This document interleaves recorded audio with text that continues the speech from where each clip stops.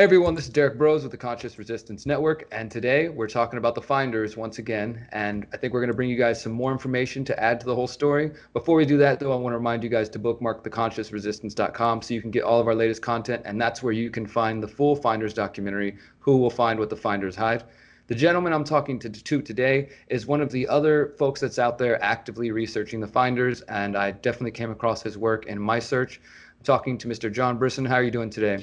Doing well, Derek. I've been following your work too for the past couple of months and everything you've done on the conscious resistance, and I definitely want to thank you for the work that you've done with the Epstein case. Of course, I've been well researched in Jeffrey Epstein too, and I'm glad you're trying to bring that to light, as well as the finders too. Absolutely. So, as I was saying a moment ago, the audience, I'm guessing everybody who's going to be tuning in here is going to be familiar with the whole case. If you guys are not, then you can go back and look at my 7-part single investigation, or you can just watch the documentary. So we're going to skip most of the details of, the how and the why, and assume the audience is familiar with the case. What I want to focus on today, and the reason we've been communicating, well, for one, I'll say thank you for being a patron on my Patreon account. I very much appreciate that. But also I guess that you could consider this conversation to be a bit of comparing notes for, a topic that we're both familiar with. And I'd like to I know you have some points that you wanted to bring up in reference to my documentary and maybe some areas that you think I might have missed out on or just things like that. So why don't you go ahead and give everybody a little bit of introduction into your work as it pertains to the finders. Yeah, I've been investigating the finders on and off for about 2 years now, myself. I came across their information when I was researching the Council for National Policy, the John Brisson Society, the Franklin scandal. And when I came across the finders, I assume that you did, I came across a lot of accusations that were not really backed up by any documentation that I could see similar to a lot of the satanic ritual abuse or ritual abuse cases. So I started digging in. I was able to find the FBI documents. I was able to find the Tallahassee Police Department documents.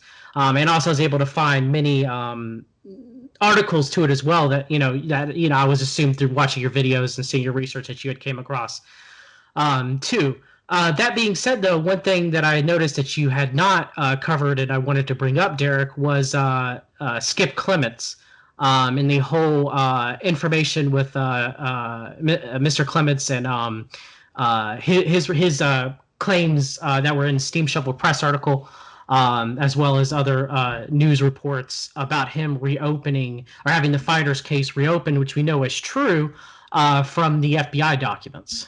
So go ahead and introduce everybody a little bit into this player, Skip Clements. And I did include the Steam Shovel Press article you're talking about, but as you did say a moment ago, I didn't really key in and focus on that area. So tell everybody a little bit about him and how he factors into the whole story. Well, Skip Clements, and I have been able to verify a lot of his claims through my own research. He has claimed that one of his family members was molested by James Tower at the Glendale Monastery School in Stuart, Florida, in the late 80s. And he worked with the U.S. Customs Pornography Unit, the very first one that was established, that Ramon J. Martinez was actually working for at the time, and they both actually were in contact with each other. And so he was investigating both the finders and Tower, which were actually relatively occurring within the same time frame, and that they were kind of linked to this massive pedophile network that was going on between these monastery schools throughout the United States, as well as preschools that were going on at this time, which most people allude to as the Satanic Panic, alluding it to a Salem witch hunt, which is farther from the truth. In some cases, you could say in the bare minimum that many child abuse cases did occur at these preschools, which is very much, the evidence is very much printed in the witch hunt narrative by Rossi Chet, which there's no conspiracy in it whatsoever. None of the satanic abuse claims or anything. It's just the actual abuse claims of themselves at the individual schools themselves and how truthful they were compared to police reports and to testimony and statements and court documents and everything. So through that, we know that a majority of those cases that are known as satanic panic, whether it's McMartin Preschool, whether it's Glendale Monastery School, whether it's the Friedman case where the movie Captured the Friedmans was made, where actually the director of that movie was good friends with the Friedman family. A lot of these molestations did occur.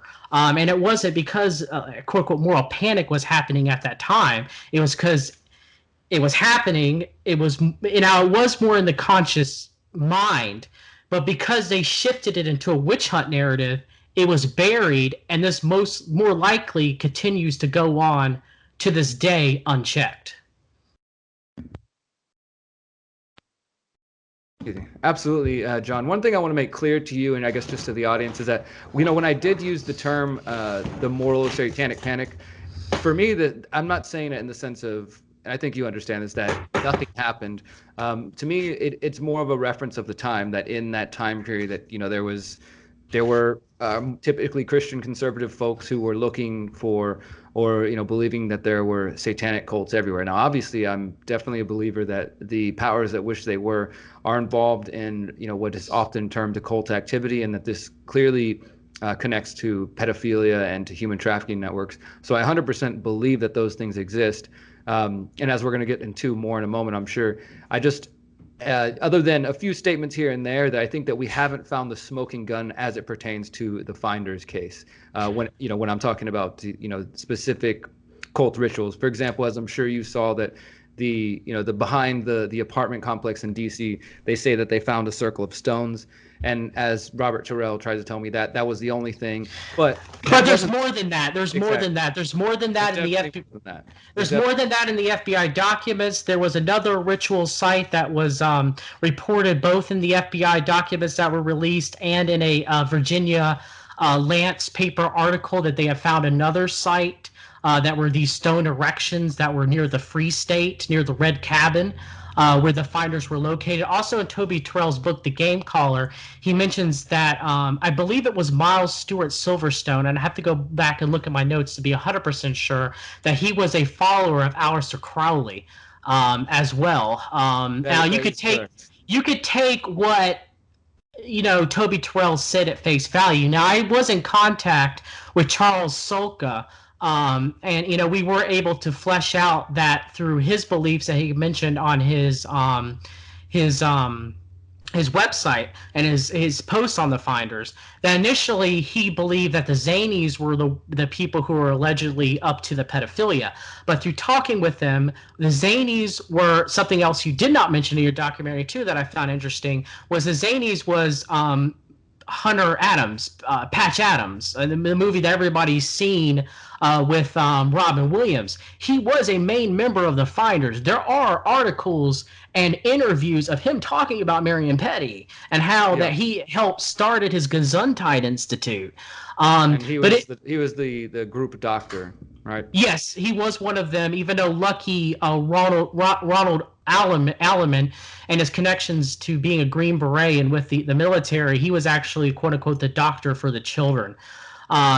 But yeah, he for years, Solka was reporting that the Zanies were the ones who were allegedly pedophiles. But through talking with them and clearing it up, and for him reading The Game Caller, he actually came to the conclusion that it was the Shenandoah River group, which would have been the Crazies, a.k.a. Toby Terrell's group, a.k.a. the main group of the Finders that were around Marion Petty, were the ones who were allegedly trafficking children, allegedly practicing pedophilia. That would be his inside circle, right? That is correct, yes. Yeah. So, okay, so another point I want to make to you, and I think that you probably can understand this, and I would assume that most of my audience who is familiar with my work, not to say that this is what you're accusing me of, but I'm definitely not trying to purposely leave out details. When I'm making this documentary, it was already an hour long. I'm not accusing you of that at all. Yeah. I'm just saying, when you're making a documentary, you got a time frame. You got to write Yeah. it out. You're not going to be able to fit and everything. And some of this was in your information through the videos that were supplementary to your work. And I haven't seen the information that you had that you're sitting out on the USB drives yet. It could be in there for all I know. Yeah, everything is definitely covered in there as far as like the Patch Adams references and articles. But as you were just saying a moment ago, I mean, when I did the 7-part investigation, I actually have one more video coming out after this that kind of wraps up some of it.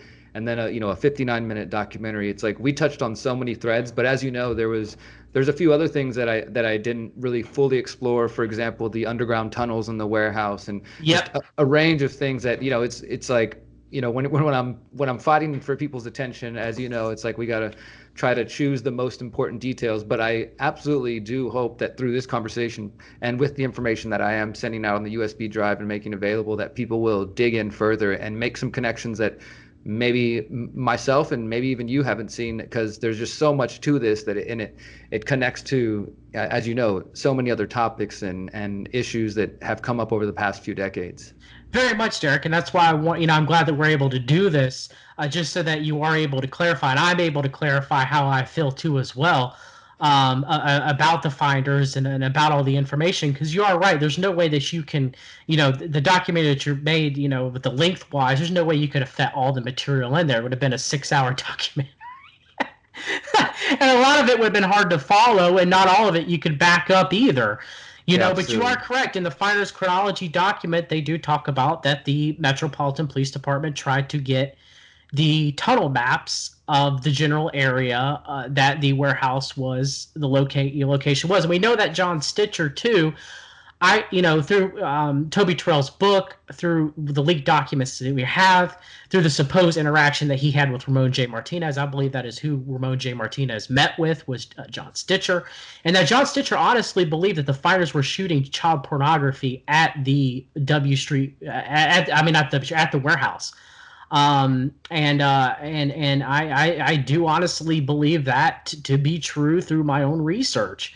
And for Um, for those who might not remember from the documentary, or just from either of our work, Sergeant John Stitcher is one of the police officers who was involved in this, and he said was very skeptical and he thought that it was a cover up, and then he died of a heart attack at a pretty young age. Yes, and Toby Terrell's book makes him out to be a raving lunatic, and makes out to be Athena Veronius, the FBI agent who Clarice Starling in The Silence of the Lambs, who that she was modeled after, to be Athena, their goddess. And later she worked with NECMEC, and I have issues with NECMEC as far as who's watching the Watchers and everything when it comes to child abduction and child pornography. It's just very interesting that she's made out to be the good guy. It makes sense, and she's made out to be the good guy, and John Stitcher is made out to be a raving lunatic. Well, let's talk some more about the FBI and the efforts that you were just discussing a moment ago. How pertaining to what? Pertaining to the his name's slipping my mind for the officer you were just talking about a John moment ago. Stitcher. Yeah, no, not Stitcher. The Oh, first, Athena Veronius. I think I'm pronouncing her no, name right. even before that, the first officer that we mentioned with the FBI that you said that had was in the steam shovel press. His name is just escaping me right Oh, now. he was not an FBI agent. He was a former CIA agent, That's Henry Clements, Clemens, yeah, who Stick later Clemens. sold Citrus. He had a company. Oh, I can't think of the name of it. I apologize. That was doing intelligence work similar to the CIA at that time. And I found some actual times where they went to speak to Congress. But I think it was like TSI was the acronym for it. I have to go back and to Technology Strategic Initiative or something like that. And so he had a family member who was allegedly molested by James Toward by the Glendale Montessori School. Of course, James Toward was sentenced for 20 years. Did majority of his crime. He was analyzed multiple times by psychologists who said that he was a pedophile and he would offend again, and was and served majority of his time. And then eventually he was somehow or another let free and went back to England, and I think went to his daughter, lived in Scandinavia, even though the terms of his release were that he had to, what was it? had to do some sort of sexual registration training, or it was something that they could not hold him to. But James Tower was convicted for sexual abuse of children that were at the Glendale Montessori School. But Skip Clemens, is mentioned in the Steam Silver Press that he went to Tom Lewis, who was a congressman in Florida, who was later replaced by Mark Foley, of course, who went down for the Page scandal, and my congressman, Charles Rose of Fayetteville, North Carolina, who was a Democrat, who he actually was in bed with the Council for National Policy, was a big part of a rat gate during the 1990s. He was definitely not to be trusted. I'm pretty sure he was one of the ones that derailed the second opening of the investigation. I do think Tom Lewis may have been genuine. He tried to reopen the Customs Service Child Pornography Unit a second time and try to get a bill through Congress for that to happen. And those documents are actually in the FBI documents for some reason or another. Also, for some reason, I know this is separate, but for some reason, there's a McMartin tunnel diagram, as well as the notes from the McMartin tunnel digs. So I have no idea why the FBI agent was looking at the finders and looking at it too. But anyway, so when we look at the FBI documents, I'm pretty sure you saw them. They were looking into the trafficking of children through Fort Pierce, which is near Stuart, Florida. Yeah. They were looking at the toll road records to try to determine that, as well as the State Department already knew through the reporting of Ramon J. Martinez that even Toby Terrell talks about in his book. Toby Terrell talks about how he visited the Soviet Union, that they had all these passports, that should not be made available to the average person, unless you're intelligence. It's very difficult to go to North Korea. It's extremely difficult to go to the Soviet Union, I would assume, before the fall of the Soviet Union, or even North Vietnam, during the Vietnam War, but they had passports for this, per Ramon J. Martinez. So, and Toby Terrell talks about traveling to Soviet Union in his book. So they were doing travel that the average person would not be able to do. One would think that this is, something to do with, an individual who's traveling at these places during such controversial times would likely have some sort of, I don't know about diplomatic, but some sort of cover to do that. Well, of course. I mean, even Toby Terrell mentions in his book that, believe it or not, Marion Petty sent him to Manhattan Beach during the McMartin trial. Why? That was before Goatgate even happened. So I want to ask you about another officer who, we've talked about Skip Clements, Henry Clements. We've talked about John Stitcher. These are some of the people for the audience. I know we're throwing around a lot of names, but these are some of the folks, along with Raymond Martinez, who were actively still trying to get the investigation going on, who were trying to, push for a real investigation. And I also found, and I'm sure you've come across this, I found this in a local news report. I can't remember what paper it is. I don't have the title in front of me. Oh, the Democrats. It was like a Virginia paper, I think, the Virginia Democrat or something along those lines. And it talks about another cover-up. Well, another officer accusing a cover-up, and let me see if I can pull up his name right here. But it's just another example of the fact that it wasn't just one man. It wasn't just a couple of crazy people, like you said. They tried to paint Skip Clements or Raymond J. Martinez. I'm sure you came across this as well. They went after Martinez and essentially docked his pay and got very much so. They punished him. They punished exactly. They made his life a living hell. So this is Sergeant. He's with. Let me see if it says first. I don't have his name in front of me, but the report says cover-up charge aimed at Colt with local ties.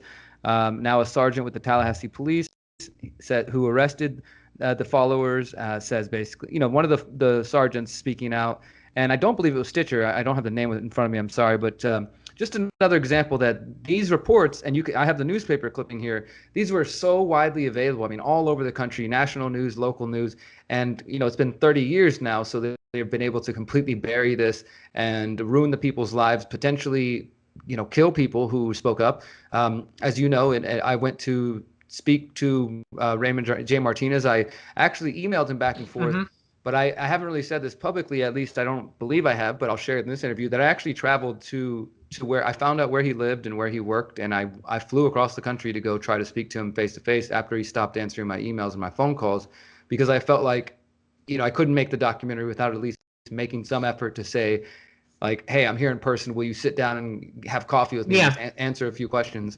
And so I went up there and just kind of had a little stakeout until I saw him. And as soon as I shook it, I said, "Hey, Mr. Martinez," and he was walking towards his vehicle and he shook my hand. And when I said, "Hey, I'm the guy from the documentary," his response was, "Fuck off, get away from me, get away from me, stop," and just started kind of screaming, telling me to get away. So I backed off, and I knew that was a possibility, but he's clearly still afraid to speak about these things. And in the emails, he said, he doesn't believe that anything's going to come of this. And as I'm sure you came across, that at one point, 48 Hours, which is a fairly mainstream, news outlet, was going to cover the Finders story, and then obviously that didn't happen. So I think after all this time, with things like that happening, and then Martinez speaking to Stitcher, and then obviously seeing him die for one reason or another, seeing his own career get buried, that he's just, I think, content to live out the rest of his life without speaking up about it, which is, I think, quite unfortunate. But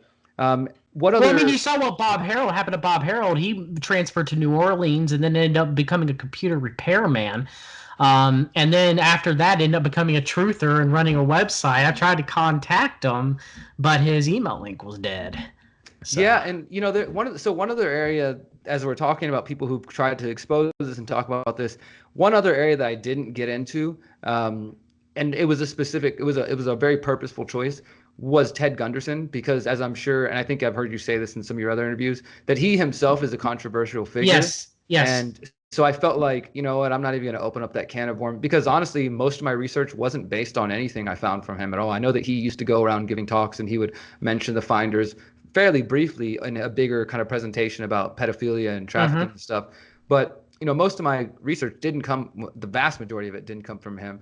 But I do know, and I'm sure you've seen this, that he apparently did have a relationship with Raymond Martinez. Yes. And so there's, some people, I guess in the eyes of some people, that makes him, but Martinez suspicious because of. Well, not to me, man. The more I've digged into this and the more research that I've uncovered, the more it seems like Ramon J. Martinez was telling the truth. When I first looked into it, I saw the claims about the guy who was making the documentary, The Finders. They didn't do anything. Peter Rabbit, who was a coldish magician in his spare time. And he said he interviewed David Petty, Marion Petty's son, and made a relationship with the Finders. And he claims that, Ramon J. Martinez was a liar and he didn't do anything wrong. I mean, that the Finders didn't do anything. Marion Petty was innocent. Same stuff that Toby Terrell said. But the more I researched it, and probably the same with you, I guess I can't really necessarily speak with you, Derek. The more I see, the more Ramon J. Martinez seemed like he was telling the God honest truth. I mean, that's my assessment. And I think that after everything that I've seen, and because he was still initially willing to speak to me, and I don't know if I've said this either, but I'll share it with you. So when I emailed him, the first email, was very, I could feel the apprehension in his, obviously not in his voice, but in the email. But he said, sure, at first it was like, no, nothing's going to come of this. And I told him like, hey, I'm working on a documentary. He gave me his number, told me to call him at a certain time. I called him that day. He's very careful with his phone. It always goes to voicemail, and then he calls people back. So he let it go to voicemail, and then he called me back, and I said, hey, I talked to you over email. You told me to call you. He asked me to give him a call in about an hour, and then this may have been a mistake on my part, but I was trying to show him just kind of the quality of my work, and I said, okay, well, hey, I had just wrapped up the Epstein documentary, so I sent him that in an email. I said, hey, check out your email. I just sent you this Epstein documentary so you could see what kind of work I do. And I do know from finding some of Martinez's blogs that he is kind of a conservative guy, and I'm thinking he's a Trump supporter. And even so is Bob Harold. Yeah, and even though my Epstein documentary, it mentions Trump, I think, in all of 10 seconds, 15 seconds, definitely he wasn't the focus at all. Obviously he plays a role, but he saw a thumbnail. I think it's the thumbnail that we have on YouTube, and in the corner of the thumbnail, like top little small picture of Trump kind of in the background. And he responded like within minutes of me sending that email, like, I'm not going to be part of any sort of class war, blah blah, like this predates Donald Trump by 40 years and this and that. And I was like, whoa, I think you're totally misinterpreting Wow, okay. what I'm doing here. And so since then, he just stopped communicating with me. And then, like I said, I went to go make the trip to try to talk to him in person, and was told to go away. I have sent him the copy of the documentary to see if that will encourage him to speak up, and we'll see what happens. But yeah, I mean, there's a lot of pieces to this puzzle. Let's get into what any other things that you think that might be worth mentioning. We talked about the Patch Adams connections, and I think maybe I mentioned that in one of the supplementary videos. But we're talking about Clements and obviously a couple of things. I'm gonna break Sure. a couple of things that you may have not came down. Maybe you did, but I'm gonna break a few things here. Go for it. And I'm gonna tell one personal story myself. I contacted Wendell Minnick, and he friended me on LinkedIn, and I thought we were going to talk, and maybe he could give me some documents or whatever. As soon as he found out I was investigating the finders, as soon as I sent that to him, he unfriended me and completely blocked me. Now, there are some rumors going around that old Wendell, when he was down there in Taiwan, that he actually joined the finders. Now, I don't know if that's true or not. It's only speculation, but I found it extremely odd that as soon as I mentioned it, he completely ceased all contact with me. He didn't. It's nothing. There's nothing. So I just wanted to, did you ever reach out to Wendell? Did you ever get anything from him or not, or anything? I did not make contact with Wendell, but again, for the audience, in the documentary, we do quote him. His book is like Encyclopedia of Spies. Yeah, the Spies, which I own a copy of. It's a good book. And I mean, it seemed like an interesting piece of work, but in reference to the finders, he basically says, there's a lot of BS going on around about them. They want you to think that they're CIA agents, but there's nothing there. And, that he supposedly gave up his investigation after, kind of wearing out his wallet and whatnot.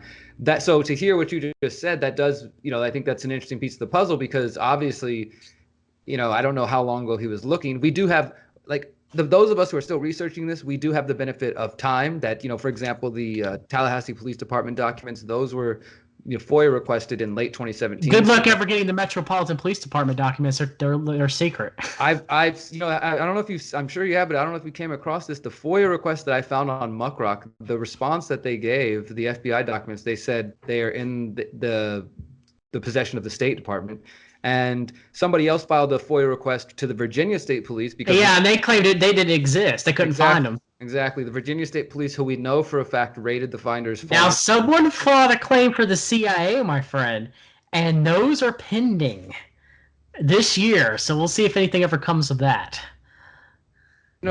That's to me another reason why I wanted to make this documentary, because and I tried to write like a shorter article version that, talked about the fact that police abuse has been uncovered 30 years later, to kind of maybe get more people looking into it. Because, when I talk to somebody about, hey, I'm making this documentary, it's a really obscure topic that happened 30 years ago. Yeah. It doesn't necessarily relate to anything you're thinking about. But these people are still alive. They're still around. As you know, the journalists that were a part of the finders are still out there actively pretending to be journalists, or at least playing and I journalists. actually think that they might have written some of Toby Terrell's book. That's what Solka said. That some of the women, what was her name? She left the code and sued them. Kristen Knopf, Ben Knopf's mother. Yeah. She may have written part of the game caller. Yeah, and so there's still pieces of this puzzle being put together. So I feel like with this interview here and with the supplemental video I mentioned, I'm kind of setting the finders aside for the moment. Not I don't want to say it's over, obviously, because we'll see what documents come out, and I am hoping that as the documentary gets seen by more people, and hopefully as we continue to get this information out, that someone like Raymond Martinez or anybody else out there who has information might be willing to go on the record again, or try to get this data out there, because the story is 30 years old, but the players involved are absolutely still around, and it could potentially be held liable in some way. One thing, I had somebody email me recently and say that they found records that they believe that Marion Petty's actually not dead. What do you think about that? Okay, that would be interesting. I'd have to see that. I'm not gonna say that. I'm not gonna say that's not possible, but I'd have to see it. Yeah, so they basically, I'd have to pull up the email too, but they essentially said, hey, I was doing some, it wasn't Ancestry.com, but it was, a similar kind of website but he's for looking so at people. old, though. Like, he has to. That's what I thought. I was like, well, the dude's pretty old. I mean, it would make sense if he was already dead, but, he could, the death could have been a fake so that he could go off and kind of live a quiet life. I don't know. Yeah. Obviously, that's just speculation. But yeah, I did have a follower email me and say, "Are you sure he's dead? I just found this record and this record that says that there's a Petty, and it did say Marion Petty. Obviously, he has children that we know of. But so just another interesting angle that he could, in fact, maybe still be alive out there. Obviously, he's not talking. He's probably out there doing one of his strolls, as they say. Yeah. Okay. So three things real quick. One, Michael Hollowell's father, who was in the Finder, James Hollowell, he was one of the associate members for the Scholars for 9/11 Truth, Jim Fetzer's group. And he was also a mathematician. Did you come across that any? I did not see that. No. Okay. I got the documents. I can show it to you. But yes, he was part of Jim Fetzer's group. It was a 9/11 truther, and seems to be one of the only members of the Finders who is conservative. Wow, yeah, no, there's so many different connections of this and the pieces of the puzzle and the power players, and I think that's what's important for people to understand, that this is a vast network, and whatever it is today, whether they go by the, obviously they're not going by the Finders these days, but this network still exists. Oh, this yes. network of people that are doing this. Now, I do believe that there were evidence of satanic and cultural rituals that were happening. One was mentioned in the Finder's chronology, that additional search warrant was executed on the farm in rural Virginia, which I would assume would be the Free State near the Red Cabin, which was supported by Virginia State Police. Now, of course, we cannot get those records. Now, of course, they were looking for dead bodies, obviously, when they dug the holes. That was not found. However, it does state no federal involvement was part of that, and evidence of satanic cult ritual discovered. Now, in the Freelance, they actually, again, talk about what that is, of how it was kind of stone erections, like an altar, that was different than, just putting some rocks together in a circle. That was mentioned in by the police in that Freelance, Virginia article. And of course, we can talk about the execution of Henrietta and Igor. I 100% do not believe it was just a way of teaching the kids the farm life, as they say.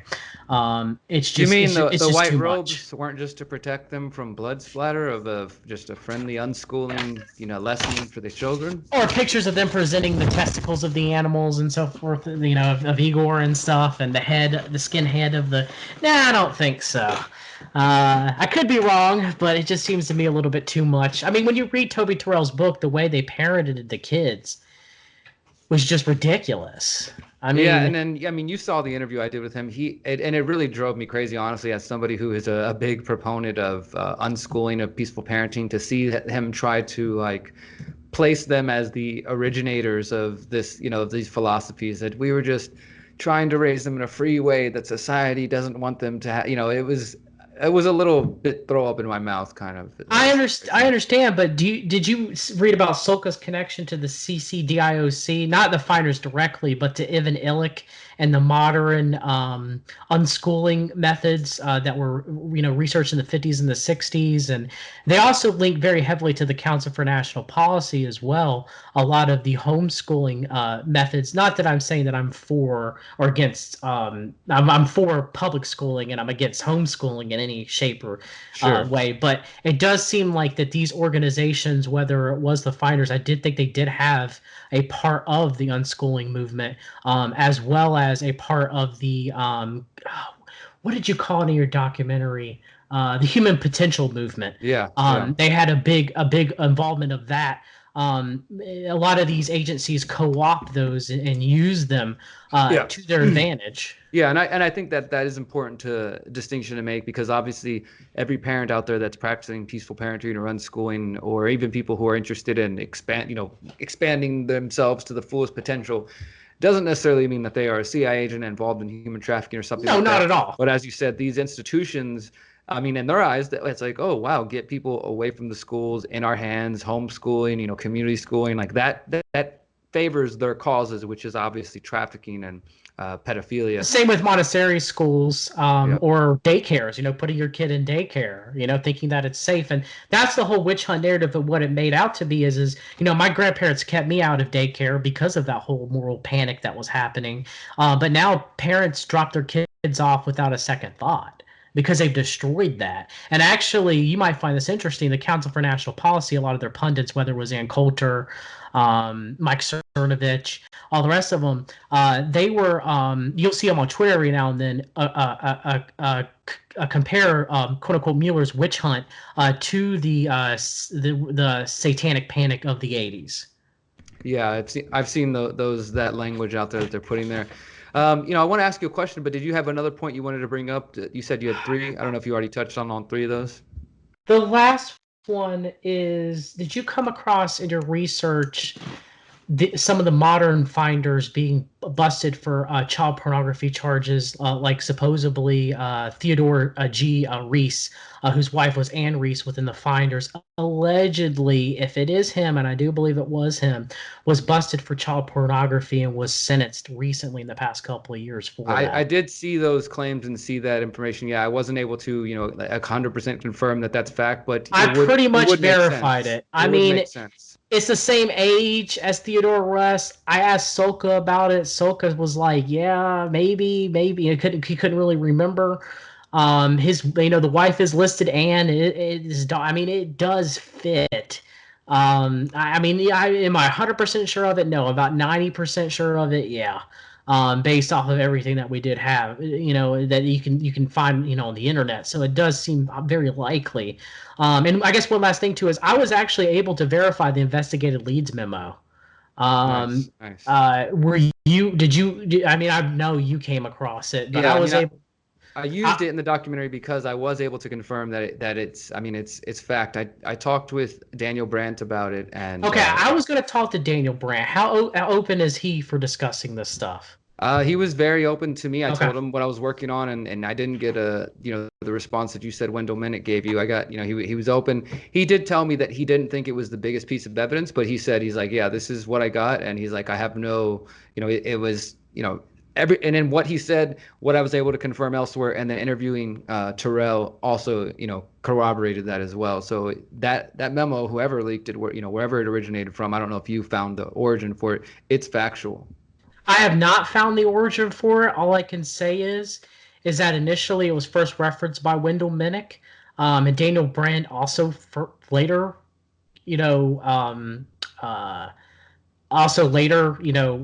mentioned that that it was real.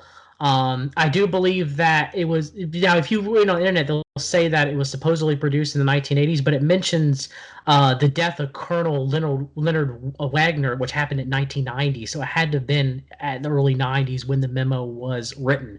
I was able to verify through Charles Soka that he did not write the memo.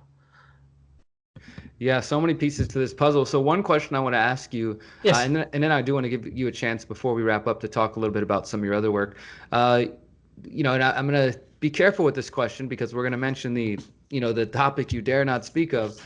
But some of my listeners couldn't help but map out the location of these warehouses and notice that they're strikingly close to another recent famous incident that took place in D.C. that has come to be known as Pizzagate. Have you seen anything that connects them other than location or proximity to each other? Have you seen anything that connects those two cases? Other than proximity, no. Just like I could say the proximity to the neighborhood that Craig B. Spence lived in, who was a part of the Franklin scandal and Henry Vincent. So it does seem to be in that general area.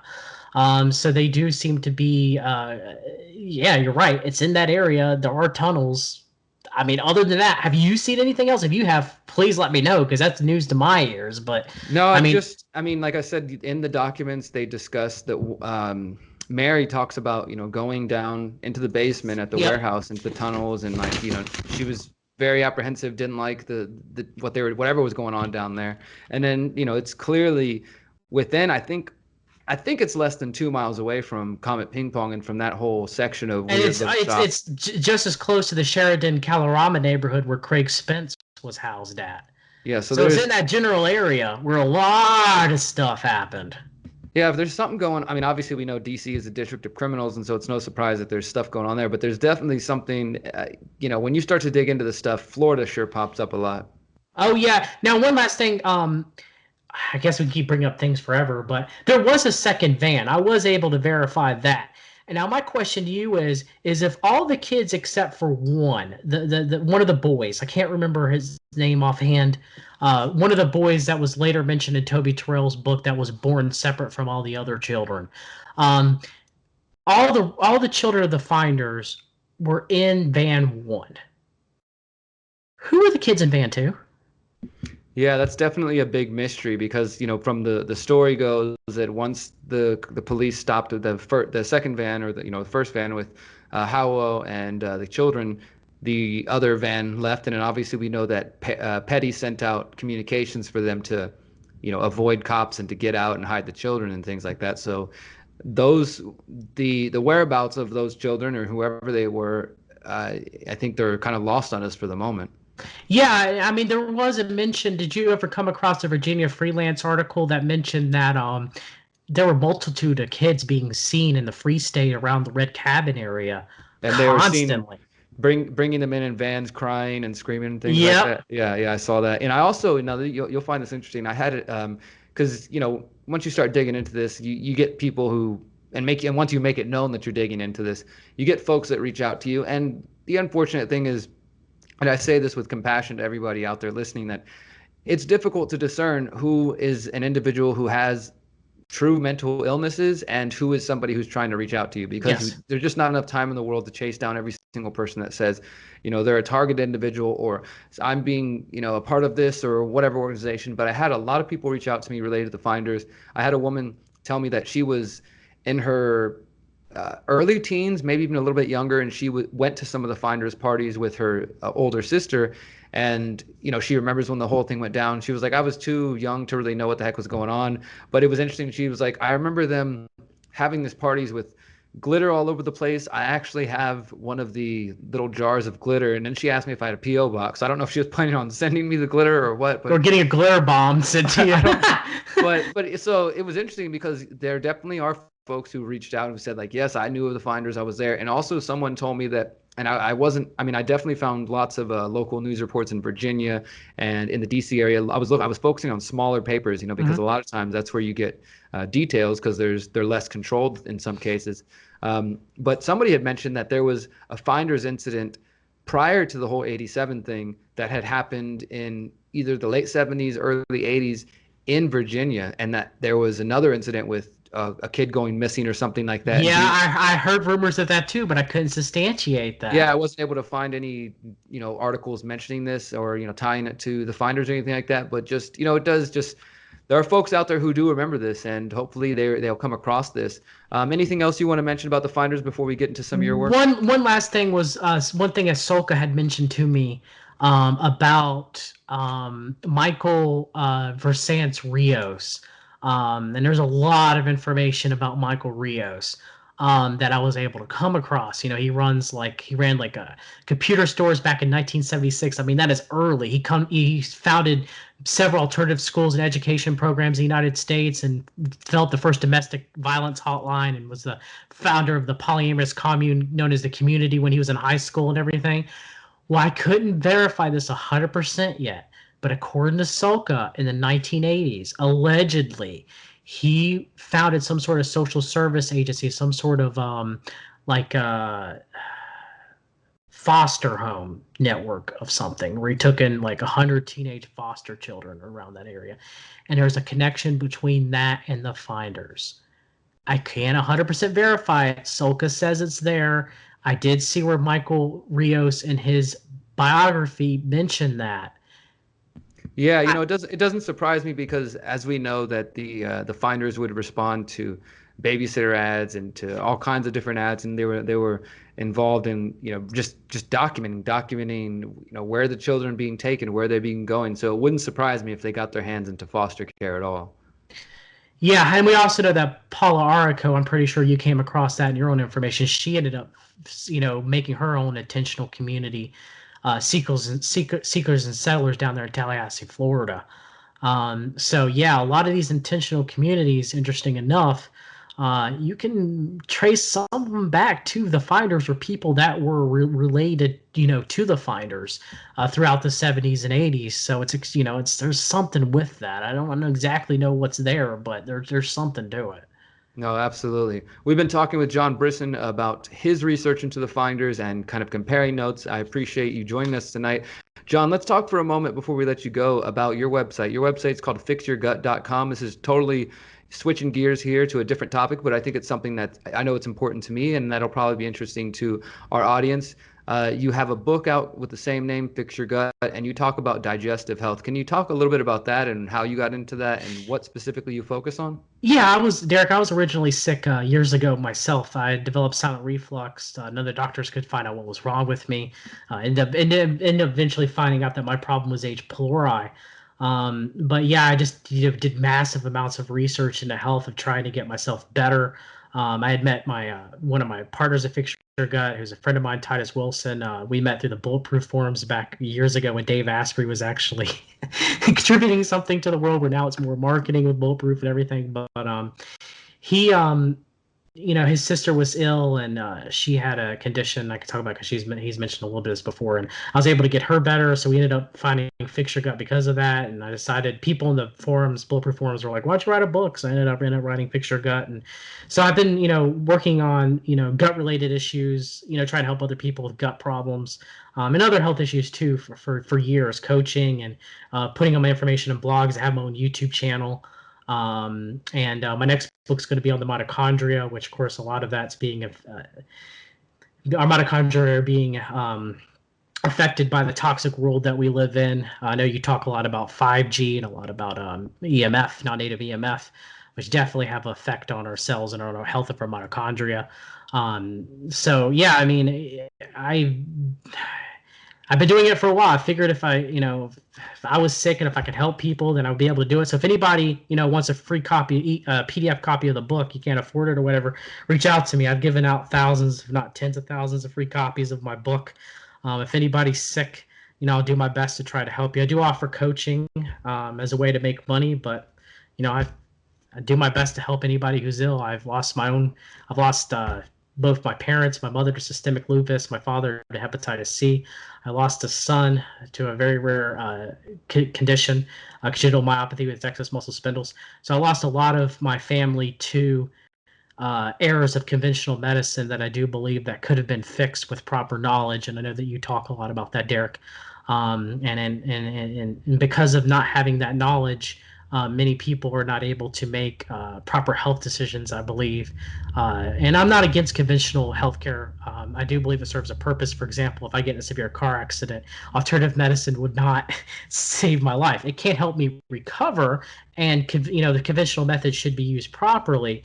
But there is a time and a place for both of them in harmony to be together. The only problem is the powers that be will never let that happen.